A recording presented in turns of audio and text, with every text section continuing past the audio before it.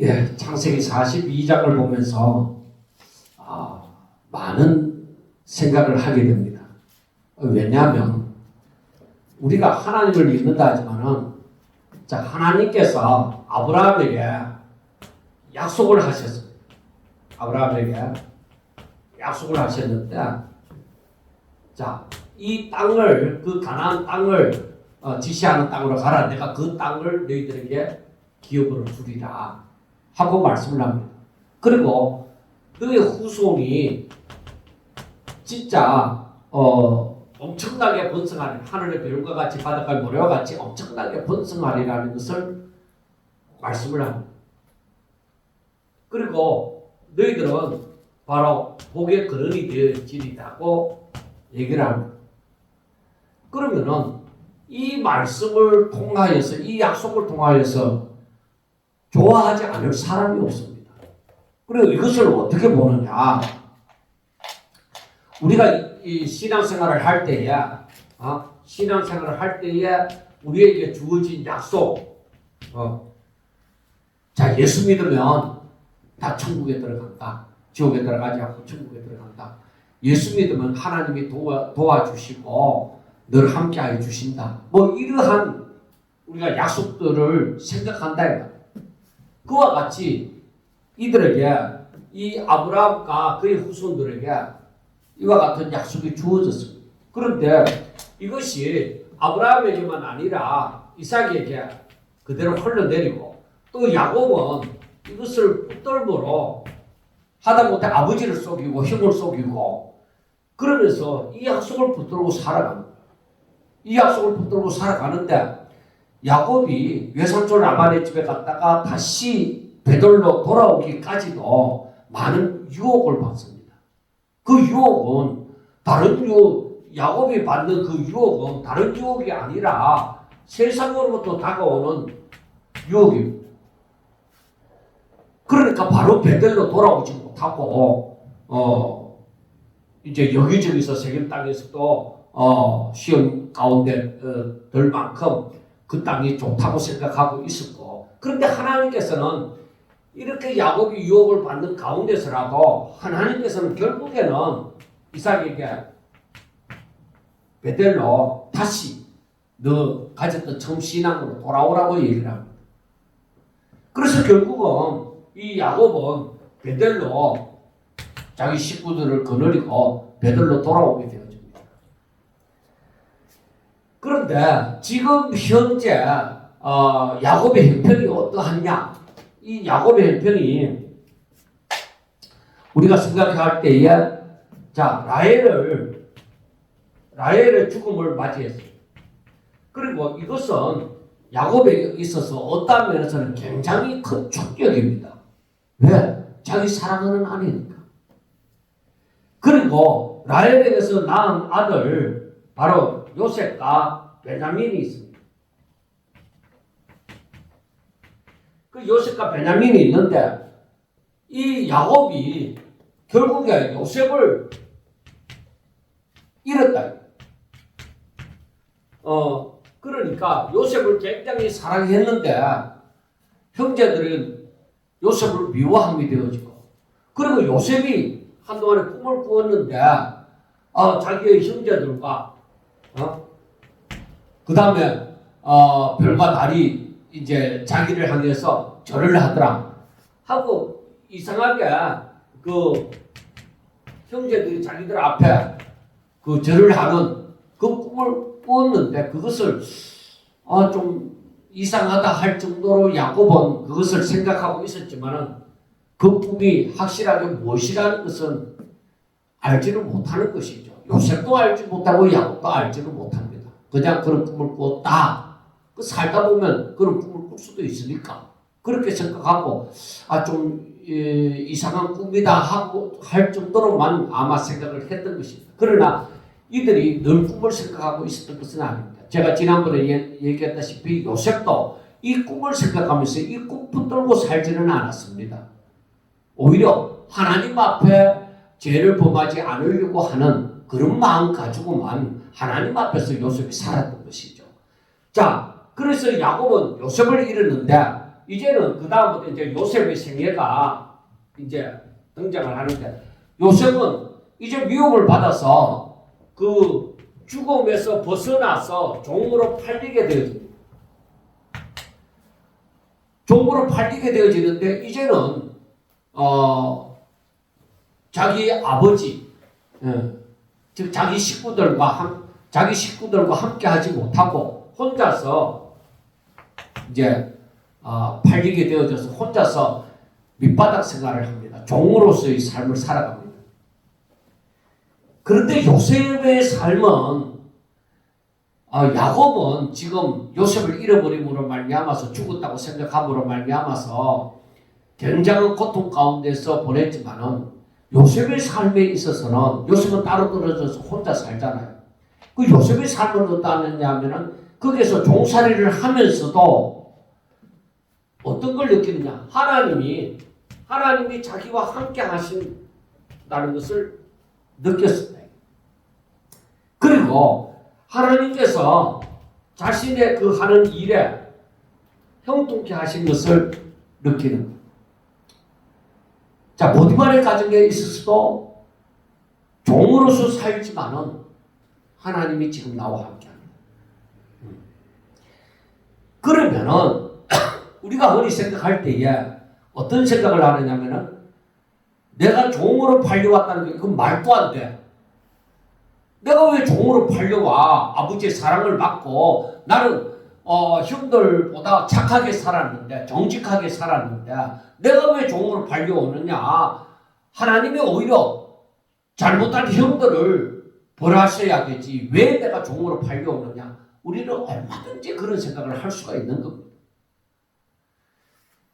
그런데 요셉은 이 종살이 하면서 만약에 그런 생각을 했더라면은 하나님을 원망했고 형들을 미워하면서 살았을 것입니다.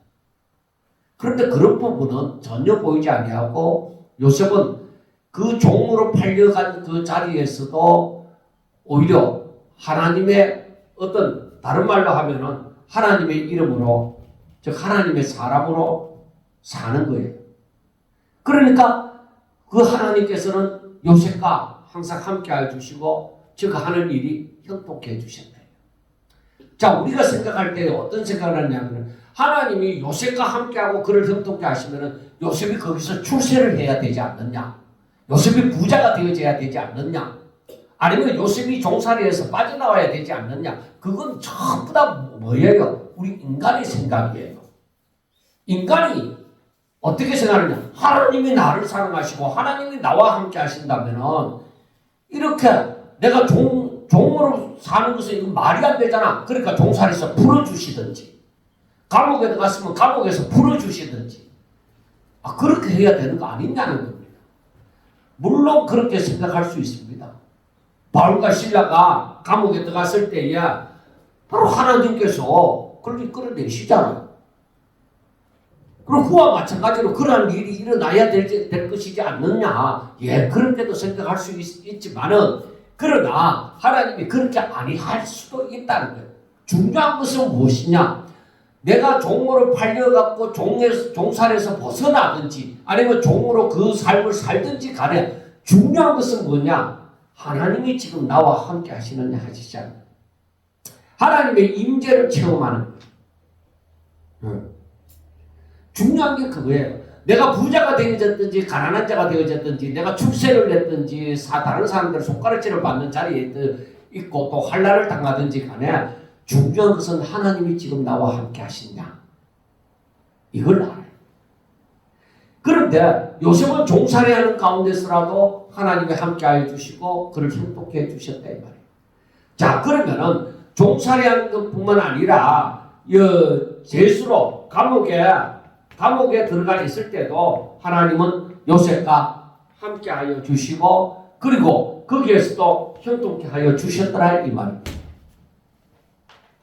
그래서 우리가 이러한 것을 보면서 성경을 다시금 이렇게 쭉 훑어볼 때에 뭐를 생각하느냐? 하나님이 함께 하시면은 그가 가는 길이 분명히 하나님의 인도하심이 있다. 분명히 하나님의 뜻이 분명히 있다. 분명히 내가 잘못된 길을 걸어간다고 할 적에는 하나님께서 분명히 거기에 함께 하시면 분명히 그걸 고치실 것이다. 그런데 하나님께서는 그걸 하는 일을 형통케 하신다 할 적에는 분명히 뜻이 있다. 그렇게 생각합니다. 하나님이 나와 함께 하시고 내 하는 일을 형통케 하실 때는 분명히 여기에 뭔가 뜻이 있다. 그러면은 우리는 어떤 자가 되어져야 되느냐? 기다리는 자. 내가 무엇을 막 하려고 하는 자가 아니라 내가 기다리는 자가 되어야 되는 거야. 하나님이 일하시는 거야. 내가 일하려고 하지 마라. 하나님의 일은 하나님의 열심으로 하나님께서 하신다. 그래서 분명히 하나님께서 명하실 때 나는 순종하는 종이다. 그 상태에 있어야 돼. 그래서 하나님께서 요셉을 다루시는데 어떻게 다루시느냐? 자, 종으로 팔려갖고 그 다음에 더 큰 그 감옥으로 더 묶이는 감옥 생활을 하게 되었다. 이야, 이러다가 내 이제 끝나는 거 아닌가? 나 이제 끝났어. 나 어떻게 해야 되지? 이렇게 분명히 생각할 수 있습니다. 그런데 중요한 것은 뭐다? 하나님의 임재. 내 삶이 더 바닥으로 떨어지는데도 하나님은 나와 함께 하시고. 그러니까 우리가 다른 사람들은 더 기도해라, 뭐 어때라, 그 욥의 친구들이 얘기하는 것처럼 네가 무슨 네가 알지 못하는 뭔 죄를 범한 거 아니냐, 뭔 이유가 있지 않느냐, 뭘 생각하는 거예요. 중요한 것은 하나님이 나와 함께 하시고 형통케 하시는 이 하나님의 임재가 내 삶 가운데 분명히 있는데 나는 더 바닥으로 떨어졌다. 그런데 더 바닥으로 떨어질 때는 여러분들 아셔야 되는 게 내가 더 바닥으로 떨어질 때는 내가 할 수 있는 일이 없어요. 내가 할 수 있는 일이 아무것도 없어요. 그런데 성경을 보면은 사람이 할 수 없을 때 하나님이 일하시는 거야. 내가 막 살아날리고 발버둥칠 때 그때 하나님이 역사하는 것이 아니라 내가 아무것도 할 수 없다고 생각할 때. 그래서 우리가 찬송가에 있는 것처럼 천부여 의지 없어서 손들고 옵니다 하는 것처럼 내가 아무것도 할 수 없다고 생각하는 거기까지 하나님 낮추신 거예요. 예수님이 십자가에 못 박혀 죽으셨습니다. 거기서 예수님이 할 수 있는 일이 뭐가 있습니까? 그때에 하나님께서 그를 다시 살리시는 것이죠. 바로 그 원리입니다. 그래서 바로 우리는 그때에 바닥으로 떨어질 때에 나는 하나님이 일하셔야 된다는 것을 알고 기다리는 자가 되어지라 해요. 조급해할 필요가 없어. 그래서 요셉이 거기에서 이 감옥에서 분명히 나타나는 다가오는 일이 뭐냐? 요셉은 막 거기서 막 발버둥을 치고 뭐 대보를 하고 뭐 이런 거 없습니다. 보디발에게 항의하고 그런 거 없습니다. 오히려 그 가운데서 자기에게 주어진 일을 잘 감당하고 있을 때에 떡 맡은 가는 장과 술 맡은 가는 장의 이 바로의 신하들을 관리하는 승기는 그 입장에 있었던 거예요.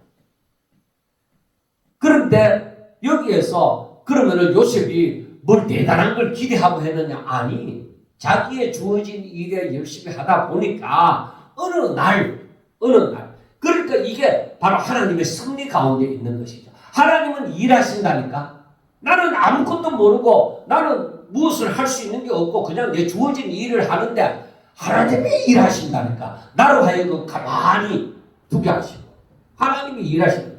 그러니까 이 바로의 신하들에게 꿈이 주어지고 바로 그 해석을 하는 것도 하나님이 하시는 것이죠. 그 해석을 하게 되어집니다.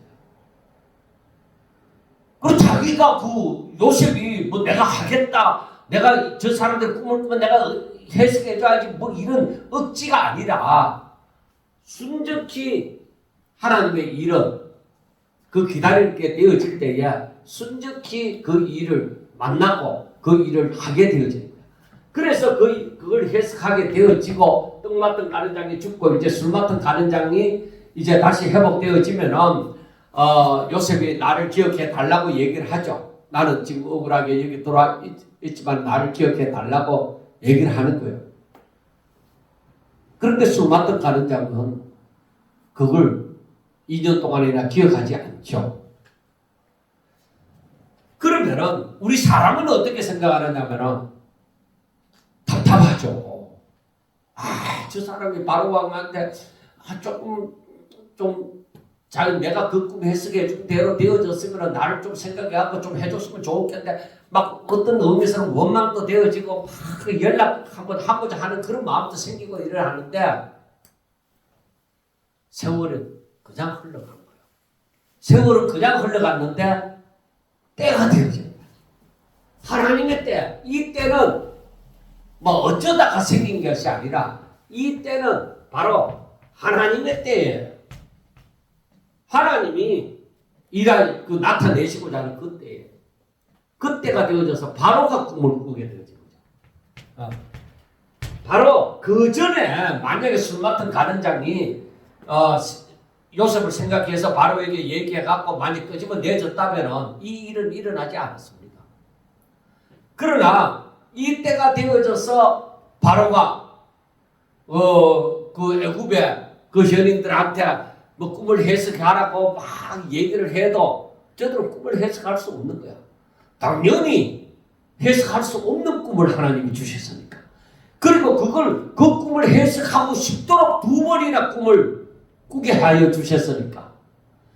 그러니까 그거는 분명히 하나님이 일하시고 계신다는 거예요. 그래서 바로가 꿈을 꿨을 때에 그때 요셉과의 만남이 주선이 되어지고 요셉은 당연히 여기에서 할 말을 하나님이 그 할 말을 요셉의 입에 담아주셨고 그랬을 때에 바로는 요셉의 말을 들었을 때 7년 흉년과 7년 풍년과 7년 흉년의 말을 들었을 때에 당연히 거기에서 바로와 바로의 신하들은 요셉을 생각할 수밖에 없도록 하나님이 역사합니다. 그러니까 바로가 기도를 열심히 해서 하나님께 응답받아가 그렇게 하는 거 아니에요. 하나님의 일하심은 우리가 생각하는 것처럼 그렇게 하지 않아요. 그리고 요셉이 하나님 바로 왕이 나를 생각할 수 있도록 막 해주세요. 그래서 나로 하여금 여기서 벗어나게 해주세요. 막 40을 처리하고 막 이런 게 아니라요. 하나님이 즉 요셉은 항상 하나님과 함께잖아. 함께. 내 마음이 어디에 있나? 내 마음이 항상 하나님께 있어. 내 마음에 원하는 것이 뭐냐? 항상 하나님의 뜻이 이루어지길 바라요. 너가 어떻게 살기를 원하나? 항상 하나님이 기뻐하시는 삶을 살길 바라요. 그러니까 그게 바로 뭐냐면 연합이에요. 그러니까 내 뜻, 내 욕심 뭐 그런 것을 원하는 것이 아니라 오로지 하나님 주 안에 있는 자예요. 주 안에 있는 자. 하나님의 뜻이 이루어지길 바라요. 그러니까 하나님은 그런 사람을 통해서 역사를 하시는 거예요. 야곱을 통해서 역사하시는 것이 아니라 지금은 요셉을 통해서 역사하시는 거예요. 그 요셉을 통해서 역사를 하시는데 여기서 이제 바로는 요셉을 생각할 수밖에 없도록 만들어지게 된 거죠. 모든 사건이 그렇게 흘러가도록 만들어진 거죠. 그래서 드디어 총리가 되어지죠. 총리가 되어져야만 했다. 자, 그러면은 이 총리가 되어지는데 만약에 애국 사람들이 히브리 총리를 세워가 되겠습니까? 저 사람은 감옥에 있던 자인데 막 아무리 애국 사람들이 그렇게 얘기한다 할지라도 이건 먹혀들지 않는 거야. 하나님이 하시는 일이기 때문에. 그래서 우리는 하나님이 하시는 일에 있어서 우리는 그런 거 걱정할 일이 없어요. 설사 그런 일이 일어난다 하더라도 그 말은 다 바로가 무시할 거예요. 왜? 그래서 하나님이 하시는 일을 봐요. 바로와 바로 신하들이 요셉을 총리를 세우는 데 있어서 다 찬성했다. 다 찬성한 거예요. 자, 이제 드디어 7년 6년가 7년 풍년이 지나고 7년 6년이 다가왔을 때에 이때에 자 어떤 일이 일어나느냐? 분명히 그러면은 하나님께서 왜 왜 이렇게 7년 중년과 7년 풍년을 일으키셨는가? 우리 그것도 알아야 돼. 여러분, 그 애굽 사람들만 해도 엄청나게 많아요. 그리고 그 지역의 사람들, 애굽을 중심으로 그 지역의 주변의 사람들, 부족들이 엄청 많아요. 그런데 야곱의 식구들은 요셉과 합해도 70명이에요. 그런데 이들을 위해서 하나님이 7년 중년과 7년 풍년을 7년 풍년과 7년 중년을 주신다는 거예요. 여러분, 그래서 우리는 알아야 돼요. 하나님의 눈에는 너밖에 없다. 하나님의 사람밖에 없다. 세상에 수많은 사람들이 있다고 하더라도 하나님은 하나님의 사람에게 관심이 있어요. 요셉은 바로의 바로의 신하 보디발의 종으로 팔려왔고, 그리고 거기에서 또 감옥에 들어갔고, 그런데 세상 사람들은 그를 잊혀져 가고 그를 무시할지라도 하나님은 그에게서 눈뗀 적이 없다 이거예요. 왜? 그는 하나님의 말씀을 품고 살아가는 사람이에요. 그게 중요해요. 오늘날 우리가 아무것도 아닌 사람, 백볼일이 없는 사람, 그렇지만은 하나님의 말씀을 품고 살아가는 사람이라면 하나님이 잠시도 눈을 떼지 않는다 이 말이에요. 그래서 스스로 무너지지 말아요. 스스로 무너지지. 아이고, 나 같은 거. 아이고, 우리 교회 같은 거. 그렇게 생각할 게 없어. 나 같은 것이 어땠어? 작은 교회면 어땠어? 하나님께서는 뭘 보시는데? 내 말이, 내 뜻이 어디에 있는 거야? 그 말을 품고 살아가는 사람, 그 뜻을 품고 살아가는 사람, 하나님은 그들의 머리털까지도 세심받 계신다니까. 그만큼 관심을 가지고 사신다니까. 관심을 가지고 역사하신다니까. 그래서 우리가 오늘날 살아갈 때에 어떻게 살아가야 될 것이냐? 늘 하나님의 말씀을 깨닫고 그 뜻을 알아. 그 뜻을 품고서 살아가는 거예요. 하나님의 사람으로, 하나님의 주의 지체로서 살아가는 거예요. 그래서 우리가 이 땅에 살더라도, 우리가 땅에서 존재하면서 살더라도 하나님의 사람으로 사는 거예요. 하나님의 사람으로. 하나님의 사람은 하나님의 말씀을 듣나니, 아까 기도할 때 하나님의 사람은 하나님의 말씀을 듣고 순종을 하는 거예요. 그 말씀, 그러니까 아무리 예수 믿는다고 말은 하더라도 하나님의 말씀에 대해서 관심이 없고 그 말씀에 상고하지도 아니하고, 그런 사람에게 하나님의 관심이 있겠어요? 하나님의 뜻을 행하는 사람, 하나님의 뜻대로 살고자 하는 사람. 그래서 예수님께서도 얘기하잖아요. 누가 하나님의 자녀냐? 누가 천국에 들어갈 자냐? 누가 예수님의 형제냐? 하나님의 뜻대로 행하는 사람. 그 사람인 거예요. 누가 대단한 사람이냐? 세상 사람이 다 몰라주더라도 하나님은 이 하나님의 사람, 하나님의 뜻을 품고 하나님의 그 뜻대로 살고자 하고 하나님의 영광을 위하여 사는 사람에게 관심이 있는 거예요. 그래서 하나님께서는 바로 이 요셉을 통하여 역사를 하시는데, 이 요셉을 먼저 총리로 세우시고, 그리고 요셉의 가족을 아브라함에게 말씀한 대로 400년 동안, 앞으로 400년 동안 애굽에서 보호함을 받으면서 살아갈 수 있도록. 그러니까 애굽이 이 요셉의 가족을, 야곱의 가족을 보호하는 든든한 울타리가 되어져 버린 거예요. 저들이 거기에서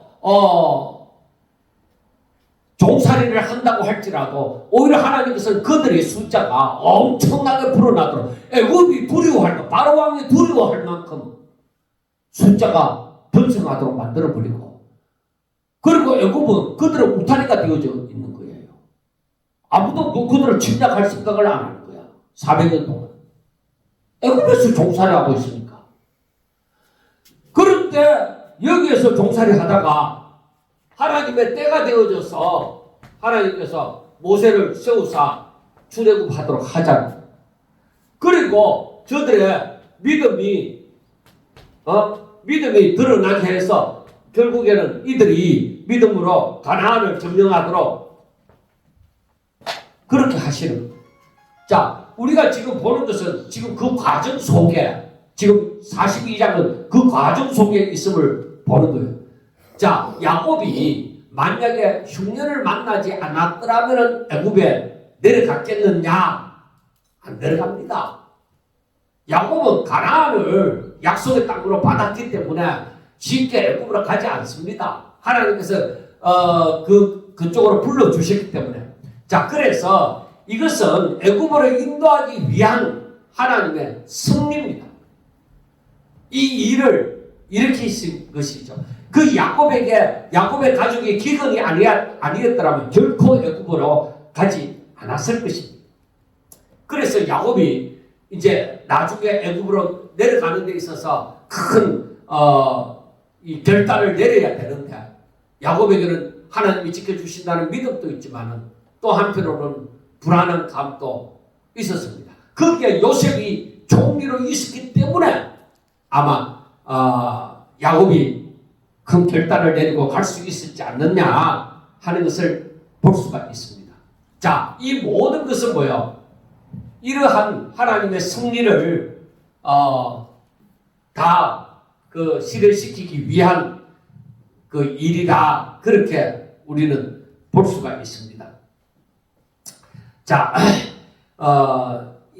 인간의 이 절박한 양식 문제, 저들이 먹어야만 살기 때문에, 그래서 그 형제들이 야곱의 형들이, 요셉의 형들이 이제 양식을 사러 갈 수밖에 없습니다. 그래서 야곱이 2절에 보면 내가 들은 저 애굽에 곡식이 있다 하니 너희는 그리로 가서 우리를 위하여 싸우라. 그러면 우리가 살고 죽지 아니하리라.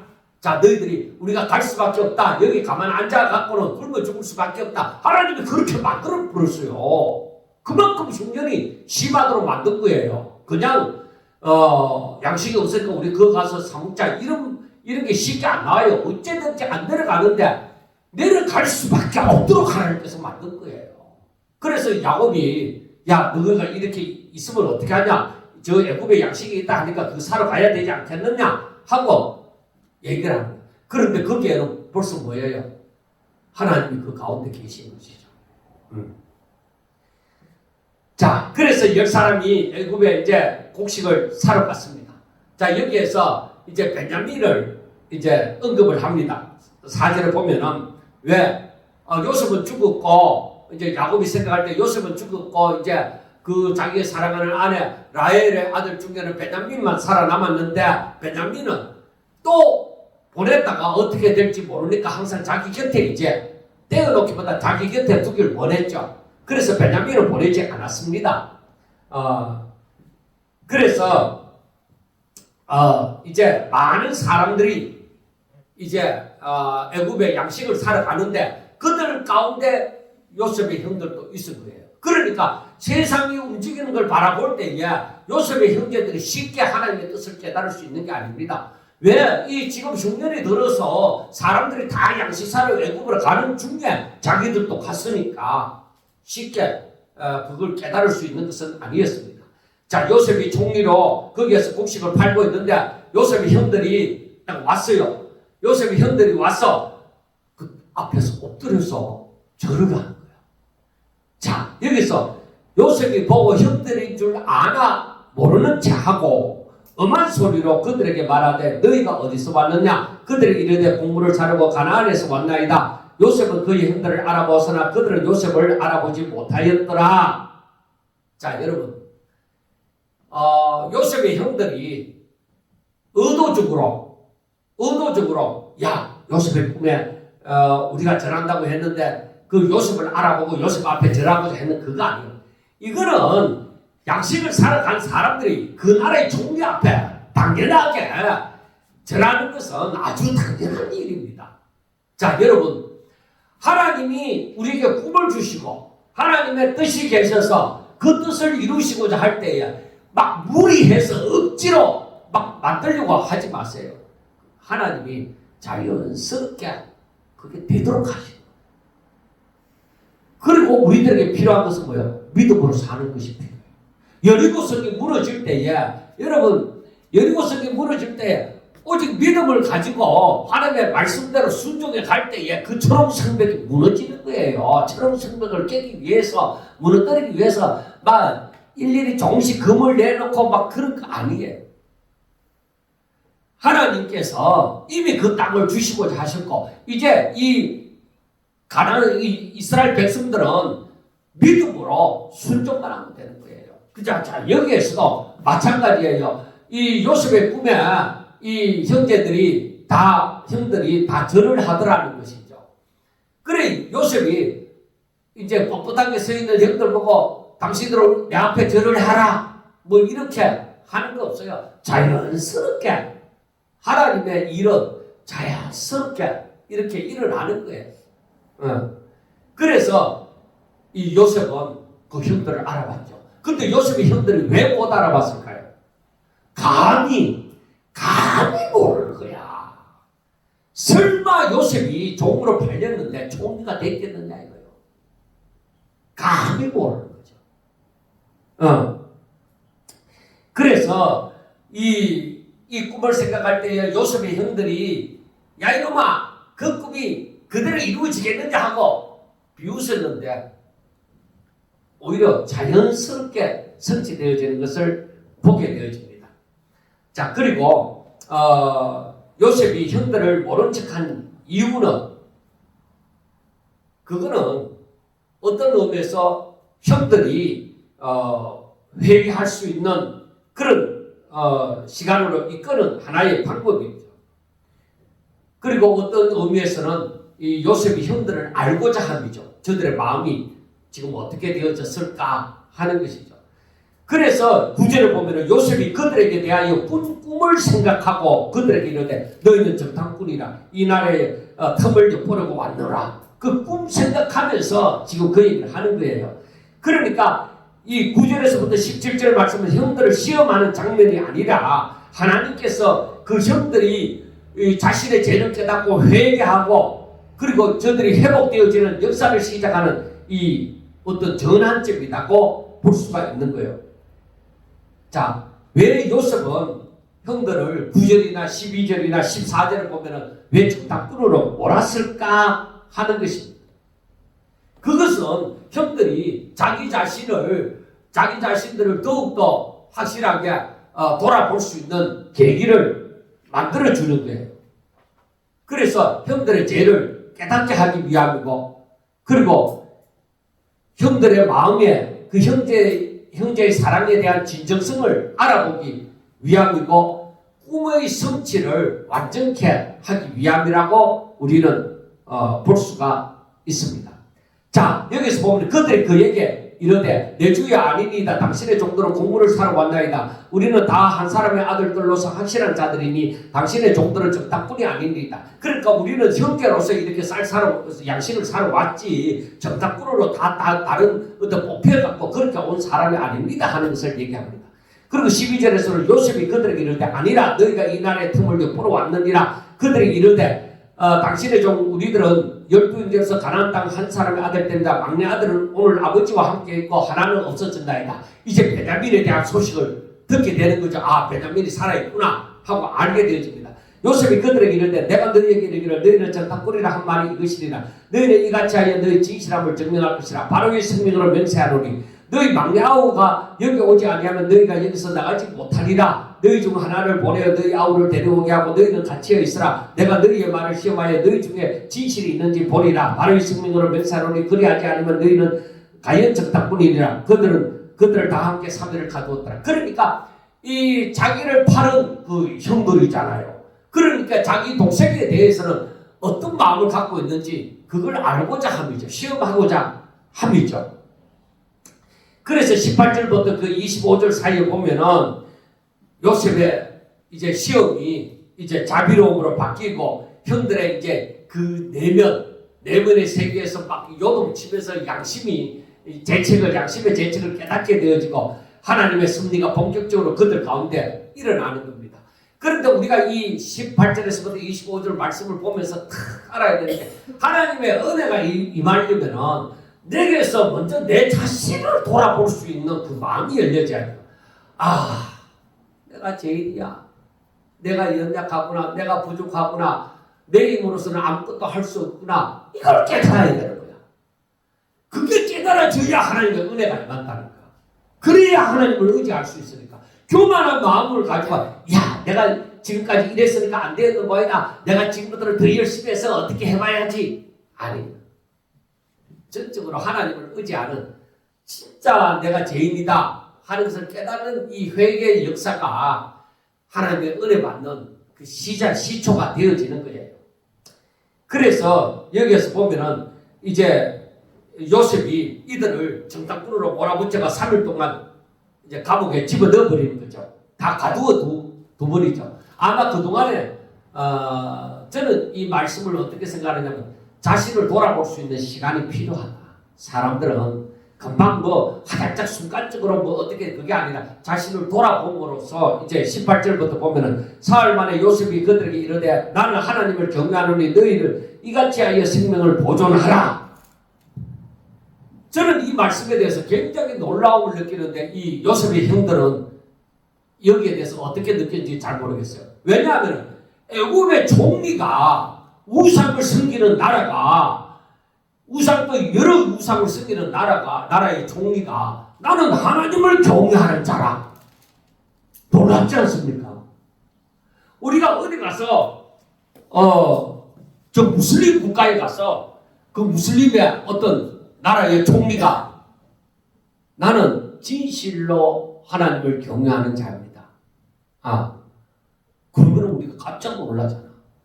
아마 이 요셉의 형들도 애굽의 총리가 나는 하나님을 경외하는 자라 하면서 너희는 이같이 하여 생명을 보존하라. 그러니까 이 말은 이 요셉의 형들을 대하는 근거가 인간적인 어떤 감정이 아니라 나는 하나님을 경외한다니까 하나님 중심에서 모든 것을 판단하고 말을 한다는 것이죠. 그러니까 내가 인간적으로 감정으로 복수하지 않는다는 얘기죠. 그래서 너희가 확실한 자들이면 정직하고 진실한 자들이라면 너희 형제 중 한 사람만 오게 갇히게 하고 너희는 곡식을 가지고 너희 집안에 굶주림을 구하고 너희 막내 아우를 내게로 데리고 오라. 그렇게 얘기를 합니다.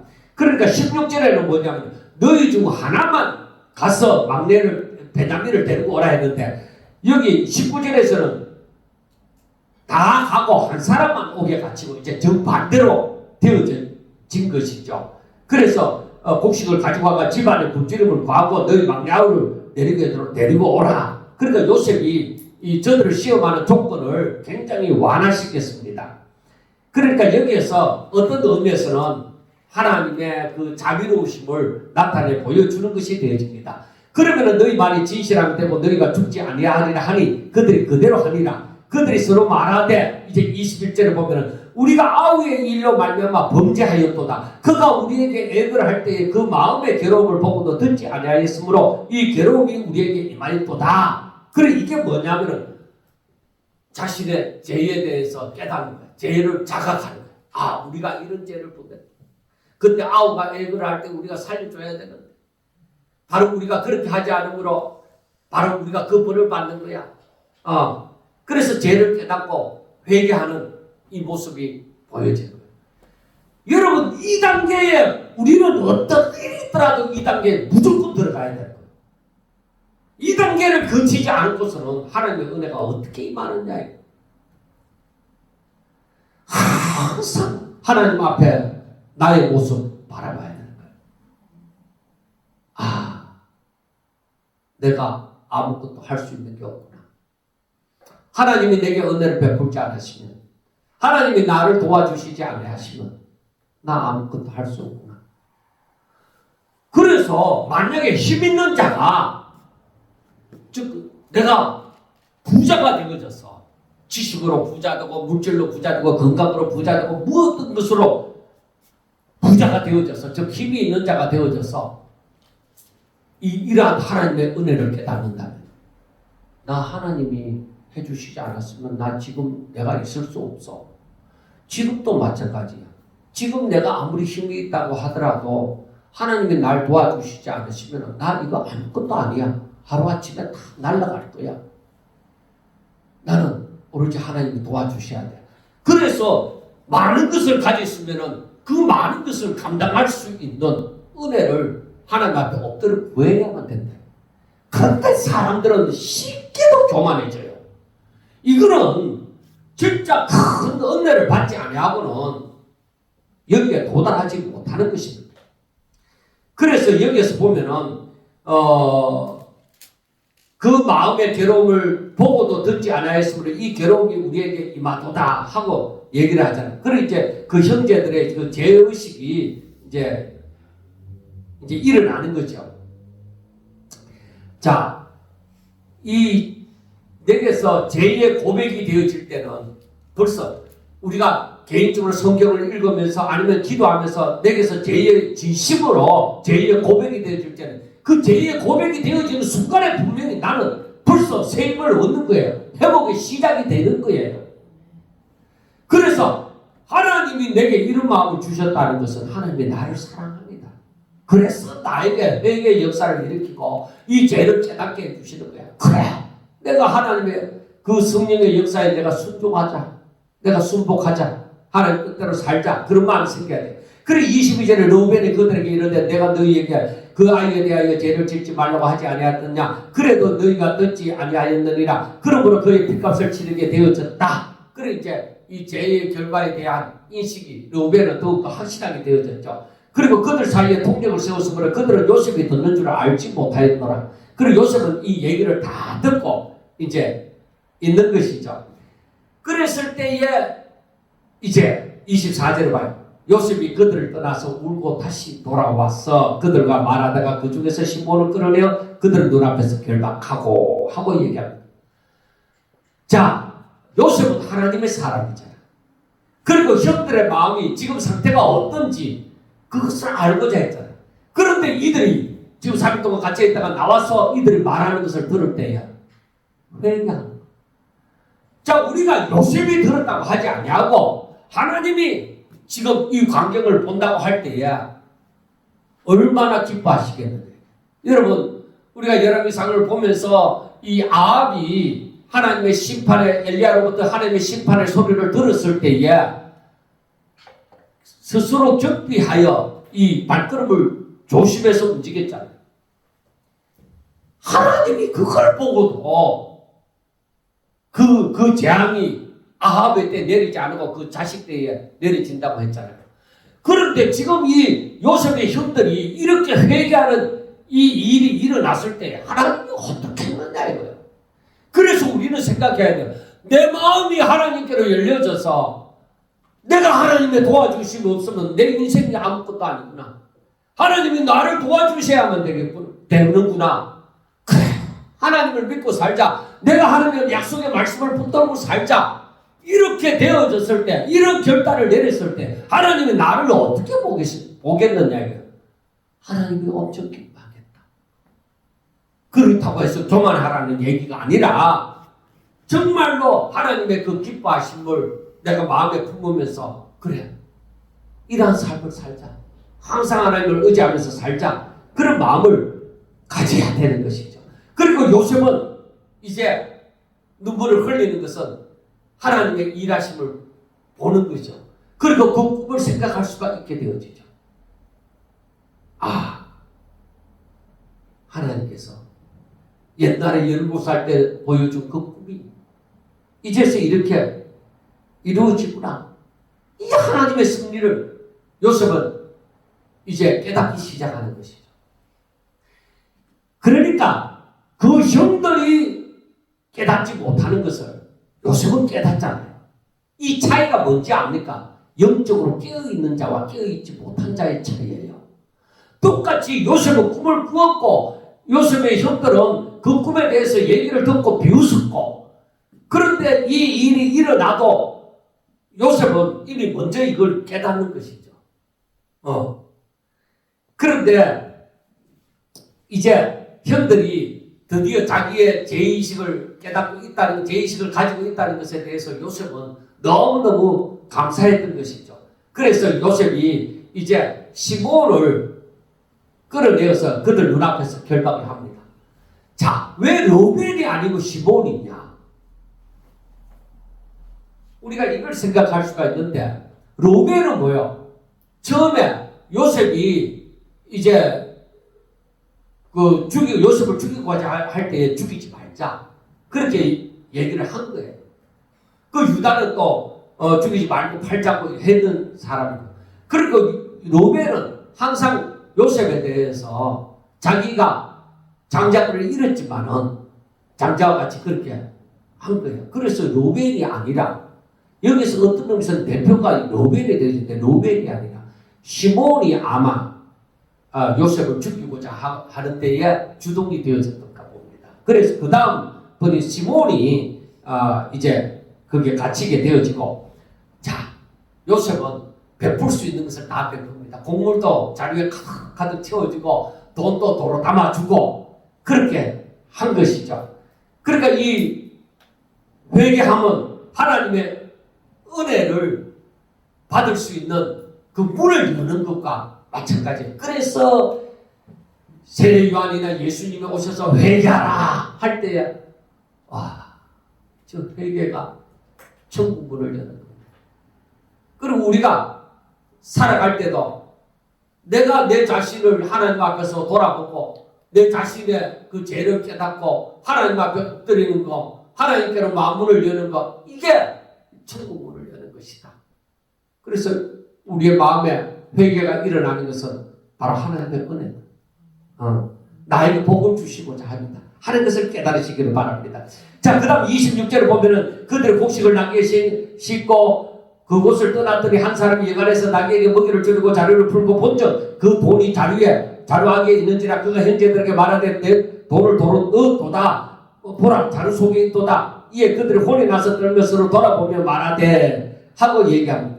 그러니까 저들이 하나님의 그 승리에 대해서 다 알지 못하니까 이 하나님께서 베풀어 주신 그 은혜에 대해서 오히려 두려움이 느껴지는 거예요.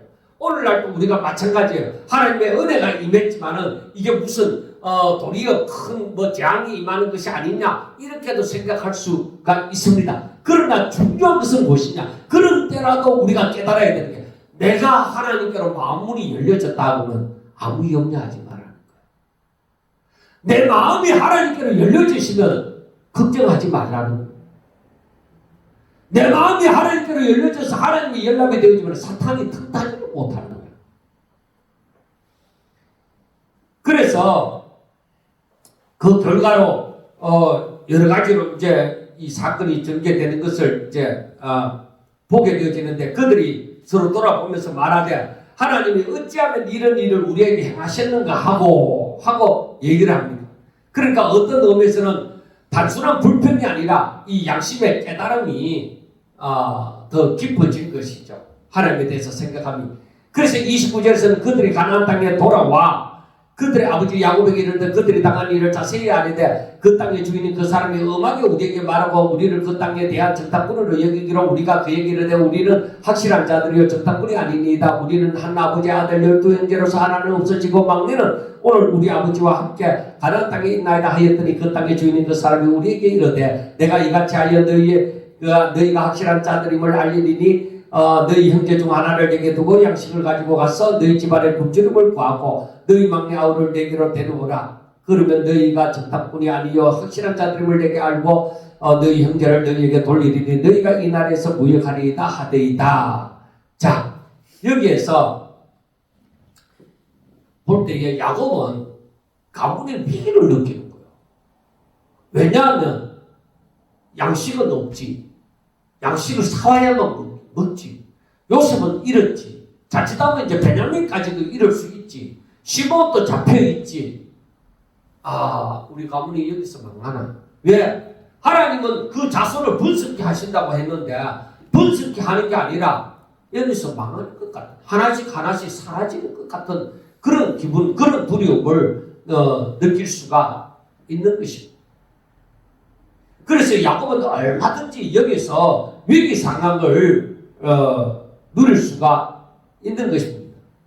그래서 이 야곱은 이런 절망 상태에서 우리도 마찬가지입니다. 야곱과 같은 경우를 당하면은 하나님의 약속은 어디 가버리고 없고 정말로 하나님의 섭리를 깨닫지 못하고 절망 상태에 얼마든지 있을 수가 있습니다.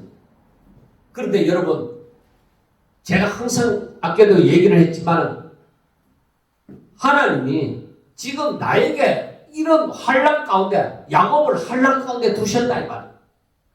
두셔서 야곱이 할 수 있는 일이란 없어요. 자, 그런데 여러분 보세요. 자식 가운데 한 사람도 죽지 않았습니다. 사실은 요셉도 안 죽었고 시몬도 안 죽었고 베냐민도 안 죽었습니다. 단지 야곱이 느끼는 것이 절망이에요. 아, 다 이렇게 죽어가면 이게 우리 가문이 끝나는 거 아닌가. 그런데 중요한 건 우리는 얼마든지 그런 상황에 도달할 수 있습니다. 그런데 그 순간에 중요한 게 무엇이냐? 나는 하나님을 사랑한다. 아브라함이 이삭을 바칠 때도 마찬가지입니다. 야곱에게는 참 아브라함에게는 이삭 하나뿐이에요. 그런데 모든 것이 끝나는 것 같은데 하나님의 약속만이 그에게 남아있습니다. 우리가 이러한 순간을 얼마든지 느낄 수가 있습니다.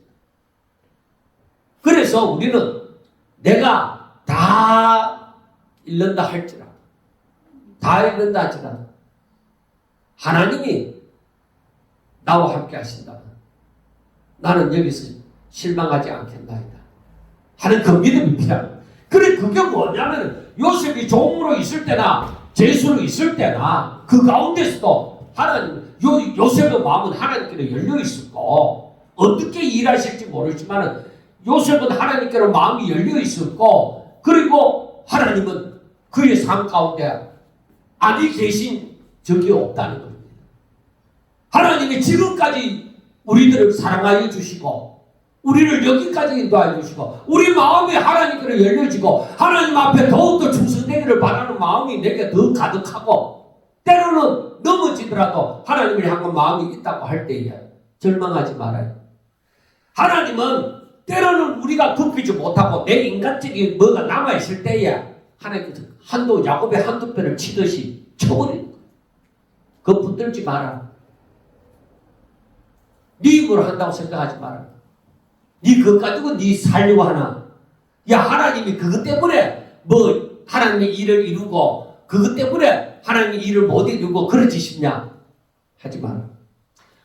내가 어떤 힘을 소유했다고 하더라도 어떤 능력을 가지고 있다고 하더라도 그것 가지고 하나님 일을 한다고 하지 마라. 하나님은 하나님께서 일을 하신다. 하나님의 일은 하나님의 열심으로 하나님께서 하시는 거예요. 그러니까 내가 어떤 형편에 있다고 하더라도 그걸 의지하지 말고 온전히 주여 임하소서, 주께서 일하시나이다 하고 온전히 내 자신은 이미 하나님 앞에 드린 바가 되어지고 하나님의 역사를 기다려야 되는 거예요. 자, 우리는 나중에 이제 야곱의 그 생애에 대해서 또 생각을 해보겠지만은 여기에서 도뭉치가 또 쏟아지잖아요. 다른 사람 그 자리에서도. 그러니까 이게 두려움이 딱 임하는 거죠. 야, 시몬도 갇혔는데 이 돈까지 돌려놓고 우리를 어떻게 몰아붙이는 거 아닌가? 이렇게 얼마든지 이제 공포로 느껴집니다. 그런데 우리가 조금만 다르게 생각하면은 물론 그렇게 생각할 조그만 여유도 없었지만 왜냐? 정탐꾼으로 몰아붙였으니까.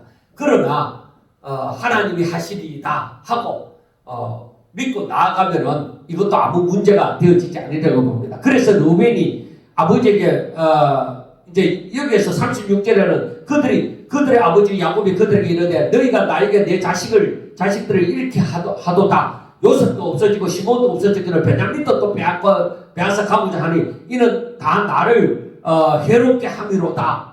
야곱은 절망 가운데 들어간 거예요. 야곱이 할 수 있는 게 아무것도 없어요. 그래서 나중에 이제 다시 양식을 사러 갈 때에는 야곱이 모든 것을 포기하도록 만들어요. 하나님 앞에 다 맡기도록 만들어요. 이게 하나님의 방법이에요. 여러분, 우리가 삶을 살면서 내 힘으로 뭐 자꾸 뭘 붙들고 세우고 뭐 어떻게 하려고 하지 마세요. 하나님이 해주셔야 된다. 모든 것을 하나님 앞에 맡기세요. 그래서 37절 보면 르우벤이 그의 아버지에게 말하여 이르되 내가 그를 아버지께로 데려오지 않겠거든 내 두 아들을 죽이소서. 내가 그를 내 손에 맡기소서. 내가 그를 아버지께로 데리고 돌아오리다 하고 얘기를 하죠. 그러니까 이 르우벤에 있어서는 바로 이런 장남으로서의 그 의지를 믿음이라기보다는 그 장남으로서의 책임감을 가지고 있습니다. 그러나 야곱의 이 불안을 떨칠 수는 없는 거죠. 그런데 자 38절에서 이 말씀을 보세요. 야곱이 이르되 내 아들은 너희와 함께 내려가지 못하리니 그의 형은 죽고 그만 남았습니다. 그러니 이게 바로 뭐냐? 야곱이 마지막까지 붙들고 있는 거야. 아직까지는 이제 양식이 있으니까 먹고 살아요. 먹고 살 수 있잖아요. 그러니까 그 붙들 수 있는 데까지 붙드는 거예요. 이게 사람이지요. 그런데 만일 너희가 가는 길에서 재난이 그에게 미치면 너희가 내 흰머리를 섭하며 서울로 내려가게 하면 되리라. 이게 나중에는 형제들이 쌀 사러 참 양식을 사러 쉽게 다시 갔다 와야 되겠습니다. 이렇게 말을 하지 못하는 원인이 되어지는 거예요. 그래서 내가 뭘 하나님 외에 뭘 붙들고 있고 내가 지키고자 하는 것이 있으면은 하나님의 역사가 임하잖아요. 하나님의 은혜가 임하잖아요. 그래서 우리는 이런 것을 가만히 보면서 하나님의 사람일지라도 내가 하나님 외에 다른 것을 붙들고 있으면 하나님의 은혜가 지속이 되어지지 않는 거예요. 그래서 우리의 삶은 항상 내 자신을 쳐서 하나님의 그 말씀 앞에 복종을 시켜라. 전적으로 하나님을 의지하려고 해라. 그게 믿음으로 사는 거예요. 그게 의인은 믿음으로 말미암아 살리라 하는 그 말씀이에요. 자, 우리가 이 42장 말씀을 보면서 우리는 생각해 보셔야 됩니다. 하나님은 지금도 살아계셔서 역사하시고 하나님의 뜻을 성취하여 가십니다. 그래서 우리 한 사람 한 사람에게 하나님의 뜻이 계시고 우리 한 사람 한 사람의 삶을 인도하십니다. 우리가 온전히 하나님 앞에 내 인생을 온전히 맡겨드릴 때에 우리 하나님은 얼마든지 역사하셔서 하나님의 뜻을 성취하실 것입니다. 그러므로 우리가 하나님을 믿을 때 전지전능하신 하나님, 완전하신 하나님, 나를 사랑하시는 하나님, 나를 지금도 불꽃 같은 눈동자를 지키시며 보호하시기를 원하시는 하나님, 그러면은 온전히 내 인생을 하나님 앞에 맡기고 그의 뜻대로 살자. 그의 뜻대로 살자. 그래서 내가 세상 것 의지하는 것이 아니라 오직 하나님만 의지하고 하나님 바라보면서 하나님의 이름을 부르며 믿음으로 살아가는 저와 여러분들 되시기를 주의 이름으로 축원합니다. 기도드리겠습니다. 하나님 아버지 감사합니다. 사랑하는 종들을 붙잡아 주시고 저들을 하나님의 품에 안아주시고 저들이 힘들고 어려워할 때에 하나님 저들을 더욱더 안아주시고 위로하여 주시고 새 힘을 얻을 수 있도록 하나님께서 말씀하여 주시고 또 품어주시옵소서. 이 세상 살아갈 때에 진짜 하나님만 의지하고 살아갈 때에 하나님 저들이 새 힘을 얻게 하여 주시고 주의 영광을 보며 하나님의 인재를 체험하며 살아갈 수 있도록 축복하옵소서. 예수님 이름으로 감사하며 기도드리옵나이다. 아멘.